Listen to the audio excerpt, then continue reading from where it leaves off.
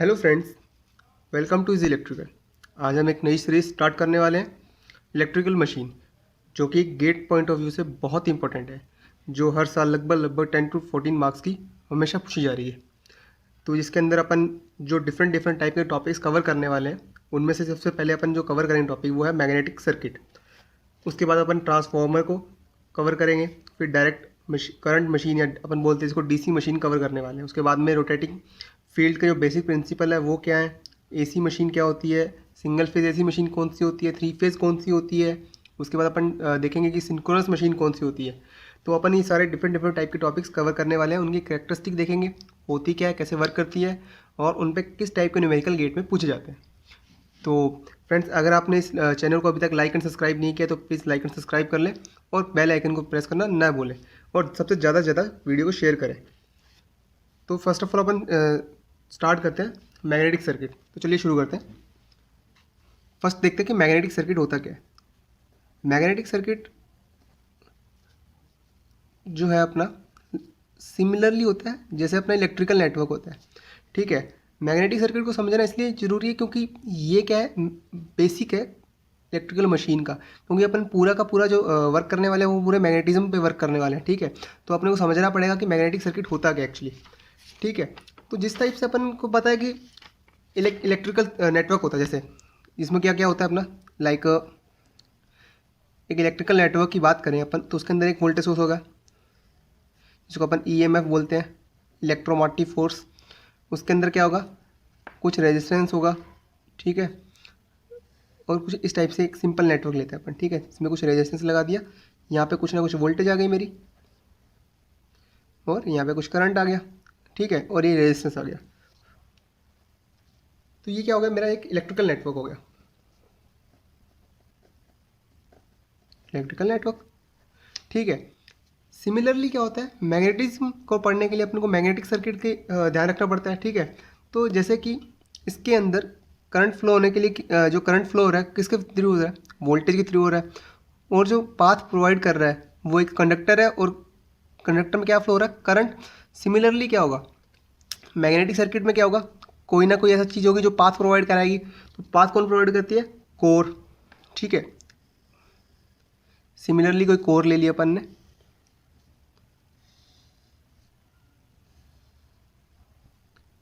जैसे कि एक ये अपन कोर ले रहे हैं। ठीक है, तो ये क्या होगी, अपनी कोर होगी जो अपने को क्या प्रोवाइड करवाएगी, पाथ। अब इसके लिए अपन को चाहिए, जैसे कि इसमें करंट फ्लो हो रहा है तो इसमें क्या फ्लो होना चाहिए, कुछ ना कुछ तो फ्लो होगा। उसमें क्या फ्लक्स होगा, इसमें फ्लो होगा मैग्नेटिक फ्लक्स।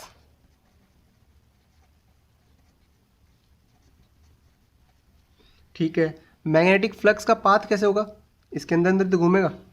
ठीक है, तो मैग्नेटिक फ्लक्स जो ऐसे इसके अंदर अंदर घूमता रहेगा। बट मैग्नेटिक फ्लक्स आएगा कहाँ से, मैग्नेटिक फ्लक्स लाने के लिए अपने को कैसे, जैसे कि इसमें करंट लाने के लिए क्या किया था अपने को, वोल्टेज। तो उसमें मैग्नेटिक फ्लक्स लाने के लिए क्या चाहिएगा, मैग्नेटोमोटिव फोर्स।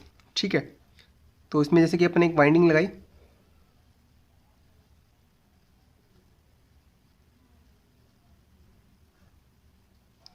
तो यहाँ से क्या मेरे को मिलेगा, अगर इसमें से मैं करंट फ्लो करवाऊँ तो ये एक अपना जो मैग्नेटिक फ्लक्स को प्रोड्यूस करेगा। ठीक है, तो मतलब क्या हुआ, ये क्या कर रहा है अपने को, ये एमएमएफ प्रोवाइड करवा रहा है और ये मैग्नेटिक फ्लक्स आ गया और ये मैग्नेटिक फ्लक्स का पाथ हो गया।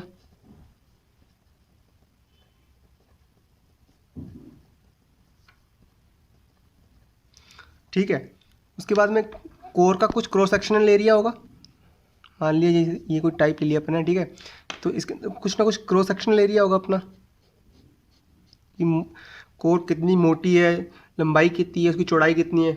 ठीक है, तो ये हो गया एरिया ऑफ क्रॉस सेक्शन।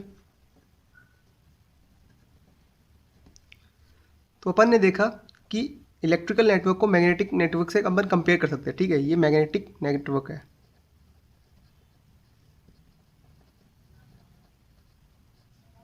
इससे क्या होता है, इजीली अपने को नेटवर्क समझ में आ जाता है। ठीक है, ये जो नेटवर्क है ये हमेशा एप्लीकेबल होता है सबके ऊपर। ठीक है, तो अपने को सबसे ज़्यादा ध्यान रखना है कि ये वर्क कैसे करता है।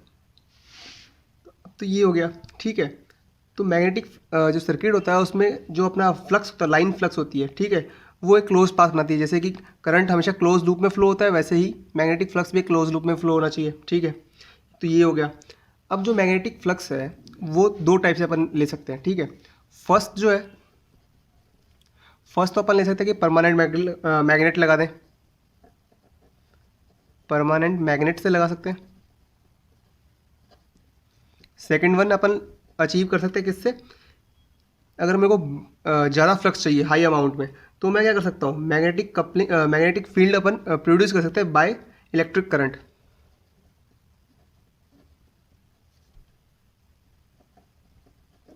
Field produce by electric current.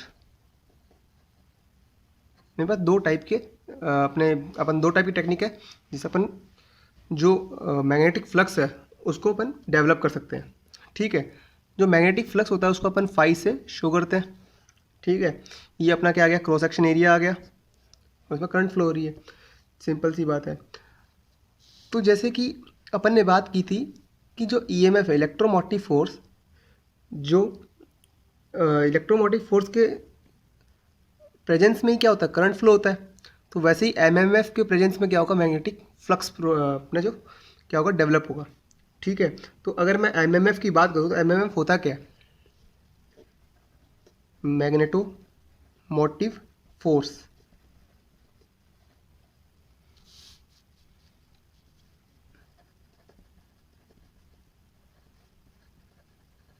अगर मैं मैग्नेटोमोटिव फोर्स की बात कर रहा हूँ तो मैग्नेटोमोटिव फोर्स का मतलब क्या हुआ कि देखो number of turns multiply with उसमें जितनी करंट फ्लो हो रही है। ठीक है, मतलब तो हो गया number of turn in coil into उसके अंदर जो करंट फ्लो हो रही है वो, तो करंट आई। ठीक है, मतलब number of turn in coil को मैं एन से रिप्रेजेंट कर देता हूँ और आई हो गया। ठीक है, तो ये क्या हो गया मेरा एमएमएफ किसी भी कॉइल का। इसकी जो यूनिट होती है वो क्या हो गया अपनी, अगर अपन यूनिट की बात करें यहाँ पे तो यूनिट मेरी क्या हो जाएगी, एम्पियर टर्न।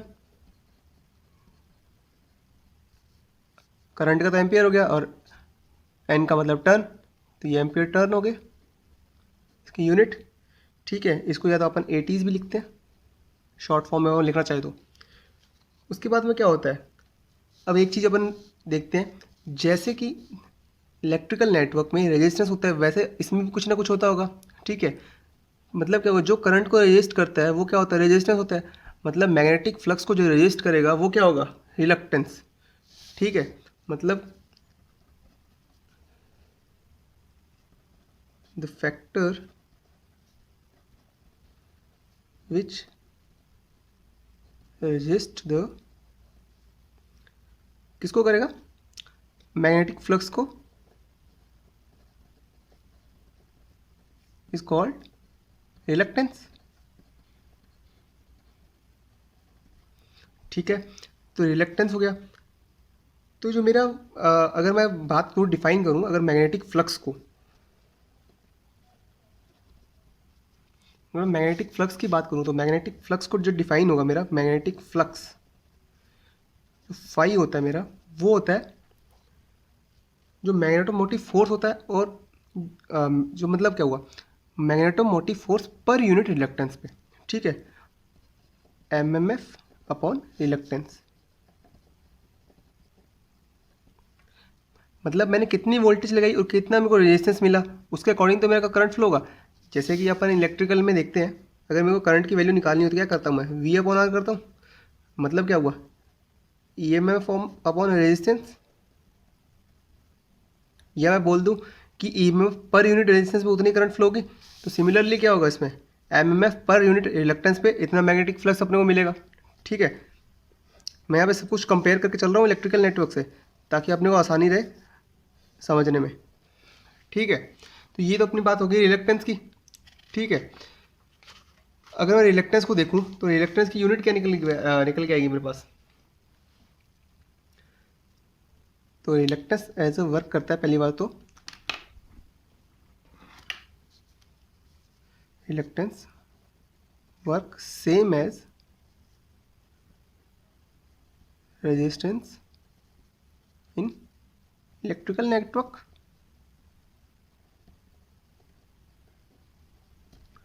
ठीक है, तो ये हो गया अपना। उसके बाद में अगर मैं मैग्नेटिक फ्लक्स की बात करूँ तो अपना जो रिलक्टेंस होता है, ठीक है, एक्चुअली तो रिलक्टेंस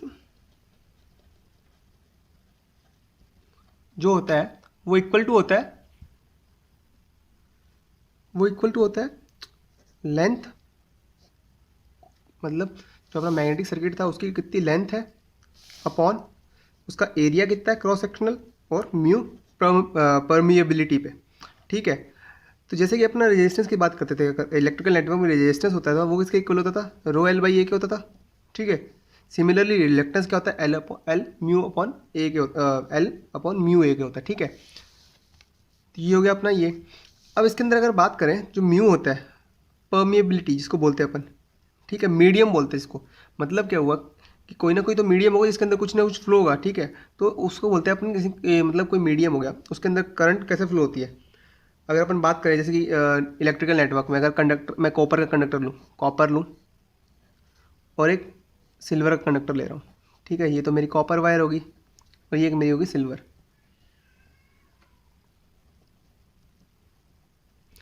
तो कॉपर का रेजिस्टेंस सिल्वर से ज़्यादा है। ठीक है, मतलब क्या हुआ, इसके अंदर करंट स्मूथली फ्लो होगी, इसमें करंट में रेजिस्टेंस ज़्यादा लगेगा। सिमिलरली क्या हुआ, इसका मतलब जो करंट के लिए मीडियम था वो अलग अलग हो गया। सिमिलरली क्या होगा, मैग्नेटिक फ्लक्स के लिए भी मीडियम चाहिए होता है। ठीक है, जिसमें जो अपना मैग्नेटिक फ्लक्स है वो स्मूथली फ्लो कर सके। ठीक है, तो जो म्यू होता है मेरा, वो म्यू नॉट और म्यू आर के इक्वल होता है। ये तो हो गई मेरी रिलेटिव परमिएबिलिटी।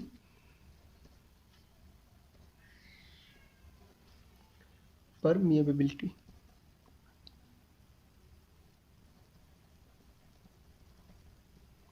और ये होगी मेरी एयर की परमिएबिलिटी।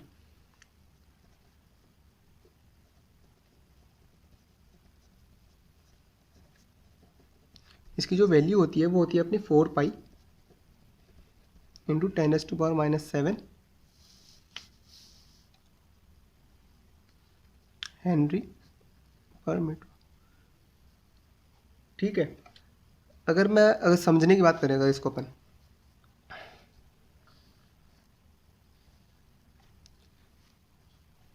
ये तो हो गया अपना रिलक्टेंस। ठीक है, उसके बाद में अपना एक फैक्ट आता है लीकेज फ्लक्स का।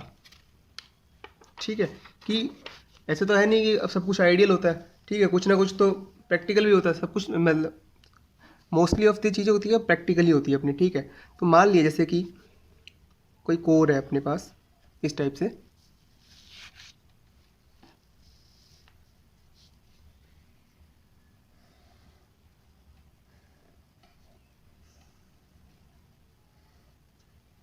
इसके अंदर मैं आपको दो कॉन्सेप्ट समझाने वाला हूँ। एक तो फ्रिंजिंग कॉन्सेप्ट आ जाएगा, उसके बाद में अपना आएगा लीकेज फ्लक्स का। ठीक है, तो ये मेरा क्या आ गया यहाँ पे मैंने एम एफ लगा दिया, मतलब इस मैग्नेटिक फील्ड प्रोड्यूस हो जाएगा। ठीक है, उसके बाद में क्या होगा, देखो यहाँ से क्या करेगा, मेरा फ्लक्स फ्लो होना स्टार्ट करेगा, यहाँ तक पहुँचेगा। सिमिलरली क्या होगा, मेरा ये क्या फ्लक्स का पाथ है, तो ये होगा मेरा फ्लक्स का पाथ। मतलब ये वाला कौन सा मेरा फ्लक्स है, यूजफुल फ्लक्स है।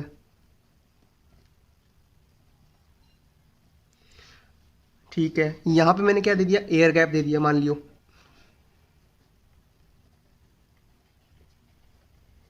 ये मेरा आ गया एयर गैप। ठीक है, उसके बाद मैंने यहाँ पे आई करंट फ्लो हुई। तो एक्चुअली होता क्या है, कोई भी चीज़ आइडियल तो होती नहीं है। ठीक है, कुछ ना कुछ तो उसमें क्या होगा, लीकेज होगा ही होगा। ठीक है, तो जैसे कि पहली बात तो सारी कोर अपनी होती है, फेरोमैग्नेटिक डिवाइस की बनी होती है। ठीक है, और फेरोमैग्नेटिक डिवाइस में हमेशा लीकेज फ्लक्स एग्जिस्ट करता ही करता है। तो इसमें एक्चुअली होता क्या है, करंट मेरा जो फ्लक्स था वो कुछ तो ऐसे फ्लो होना चाहिए था, मेन तो 100%, बट एक्चुअली होता नहीं है। जो कुछ यहाँ पे जैसे मैग्नेटिक फील्ड प्रोड्यूस हुआ, ठीक है, तो जो तरह मैग्नेटिक होता है कुछ वो एयर के थ्रू ट्रैवल करता है, कुछ इस टाइप से। ठीक है, जैसे अपने मैग्नेट के बाहर अपन देखते हैं ना, उस टाइप से कुछ। ये हो गया मैग्नेटिक फ्लक्स पाथ, वो कुछ इस टाइप से फ्लो करता है एयर के अंदर। ठीक है, ये हो गया अपना। और जैसे कि मान लिया, तो ये जो मेरा फ्लक्स कहलाता है अपना, ये होता है लीकेज फ्लक्स। ठीक है, जो क्या हो रहा है, उसी वाइंडिंग के आसपास में वेस्ट हो रहा है अपना। ठीक है, लीक हो रहा है वहाँ पे। तो मतलब क्या हुआ, जो मेरा टोटल फ्लक्स था फाई टी था वो किसके इक्वल है, फाई यूजफुल के प्लस फाई लीकेज के। ठीक है, तो ये तो हो गया मेरा टोटल फ्लक्स। अब उसके बाद में क्या होता है, अब मान लूँ कि मैंने यहाँ पे क्या दे दिया, एयर गैप दे दिया। तो एयर गैप में क्या होगा, फ्लक्स तो मैंने कहा था कि एयर में भी फ्लो होता है, तो कुछ ना कुछ फ्लक्स यहाँ भी जाएगा, कुछ इस टाइप से जाएगा फ्लक्स, कुछ ऐसे घूम के भी जाएगा, कुछ ऐसे भी जाएगा। तो ये जो अपने को दिख रहा है इफेक्ट, जो एयर में से पास हो रहा है फ्लक्स, उसको बोलते हैं अपन फ्रिंजिंग फ्लक्स।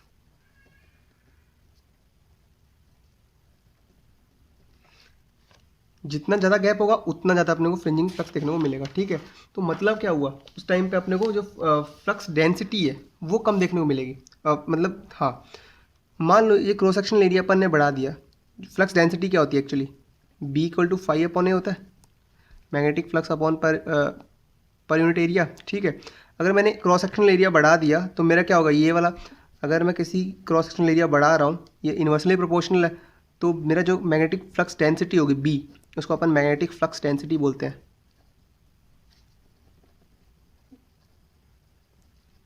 वो क्या हो रही है, रिड्यूस हो रही है। ठीक है, तो मतलब क्या, अगर मैं ये वाला एरिया जो बढ़ा रहा हूँ बार बार, अगर ये वाला एरिया बढ़ाता जाऊँगा तो मेरा क्या होने वाला है, मैग्नेटिक फ्लक्स की जो डेंसिटी है वो डिक्रीज होती जाएगी हमेशा। तो मतलब क्या होगा, फ्रिंजिंग फ्लक्स अपने को देखने को ज़्यादा मिलेगा। उसके बाद अपन देख, तो ये हो गया अपना फ्रिंजिंग फ्लक्स का कॉन्सेप्ट, और ये अपना गया था लीकेज फ्लक्स का कॉन्सेप्ट। ठीक है, leakage flux and fringing effect, fringing flux. तो अपन ने देख लिया अभी तक कि मैग्नेटिक सर्किट क्या होता है, उसको कंपेयर कर लिया इलेक्ट्रिकल नेटवर्क से। उसके बाद अपन ने देखा कि रिलेक्टेंस क्या होता है, मैग्नेटिक फ्लक्स क्या होता है, परमिएबिलिटी क्या होती है, लीकेज फ्लक्स क्या होता है, और फ्रिंजिंग फ्लक्स क्या होता है। ठीक है, अब अगर बात करें अपन इंड्यूस ईएमएफ की, कि किसके अंदर कितना मतलब जो इंड्यूस ईएमएफ होगा वो कितना होगा। ठीक है, अगर मैं इंड्यूस ईएमएफ की बात करूं, अगर मैं किसी कॉइल में अगर कोई करंट फ्लो करवाता हूं तो उसके अंदर एक ईएमएफ जनरेट होता है। ठीक है, उसको अपन इंड्यूस ईएमएफ बोलते हैं, कि उसके अंदर कितनी वोल्टेज जनरेट हुई है। तो अगर उसकी मैं बात करूं, तो हमारे फैराडे जी थे, उन्होंने एक लॉ दिया था, स्टेटमेंट दिया था कि इंड्यूस जो ईएमएफ होगा अपना, वो डिपेंड करेगा कि जो मैग्नेटिक फ्लक्स की rate of change with time है वो कितनी है। ठीक है, मतलब क्या हुआ कि जो इंड्यूस ईएमएफ है वो डायरेक्टली प्रोपोर्शनल होता है D phi by D T के, D psi by D T के। ठीक है, मतलब क्या हुआ कि कॉइल से कितना फ्लक्स लिंक कर रहा है और वो कितना वेरी हो रहा है विद रिस्पेक्ट टू टाइम, उस पर डिपेंड करता है। ठीक है, और जो अपना साई होता है एक्चुअली वो होता है क्या, मतलब क्या साई क्या एक्चुअली होता है, क्या है, flux linkage with the coil, मतलब एमएमएफ। ये क्या हो गया अपना, flux linkage with the coil. अगर इसकी मैं वैल्यू निकालूं तो इसकी जो यूनिट होती है वो यूनिट से अपने को सब कुछ क्लियर हो जाता है। ठीक है, एटीज होती है इसकी यूनिट, मतलब एम्पियर टर्न, एम्पियर टर्न मतलब एन आई। तो अगर मैं साई की वैल्यू लिखना चाहूँ तो क्या होगी मेरे पास, फाई एन होगी।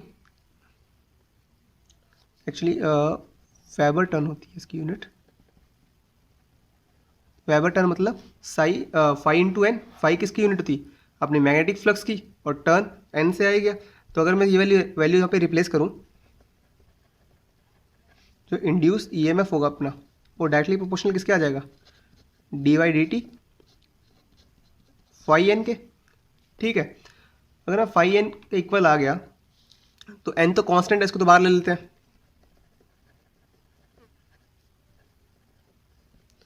तो इंड्यूस ईएमएफ मेरा किसके इक्वल हो जाएगा, and D phi by D T. But ये वाला जो नियम था वो एक्चुअली क्या था, थोड़ा सा कम था। तो लेंज लॉ अपने साइंटिस्ट आए, उन्होंने कहा था कि कोई भी चीज़ होती है वो अपने प्रोडक्शन का हमेशा अपोज करती है। ठीक है, मतलब क्या हुआ, इंड्यूस ईएमएफ भी अपना अपोज करेगा प्रोडक्शन के लिए, तो इसके लिए अपने यहाँ पे एक नेगेटिव साइन आ जाता है। अब ये फॉर्मूला कंप्लीट हो गया। तो इसमें देखा अपन ने कि जो नेगेटिव साइन था वो किसकी वजह से आया, लेंज लॉ। और लेंज लॉ ने क्या कहा था कि कोई भी चीज़ होगी अपनी जो क्या करेगी, अपोज करेगी प्रोडक्शन का। ठीक है, मतलब क्या हुआ, induce current opposes very cause of its production.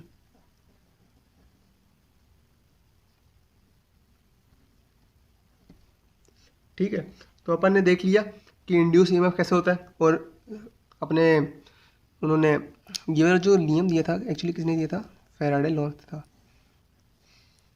ये हमारे फैराडे जी ने लॉ दिया था।